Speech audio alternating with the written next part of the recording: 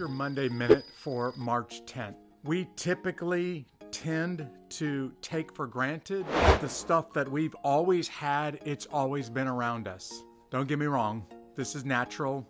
I do it too. But if you're not careful, you will take it for granted, and as a result, you will start to think that it doesn't have the value that it really holds. Let me be specific. I'm talking right now about some of those things that have been paid for you by a great price before you were ever born, and then you just inherited them. This whole idea comes from the founding fathers of the United States. When John Adams and Thomas Jefferson were writing back and forth, they were writing 50 years after the Revolutionary War, the War for American Independence, and they were looking around at the country, children that were born into a free country who never knew the sacrifices that it took to be free. Thomas Jefferson at that point said, and I'm going to quote him here, "My God, the people of this country don't understand the incredible privileges that they have, which no other people on earth possess."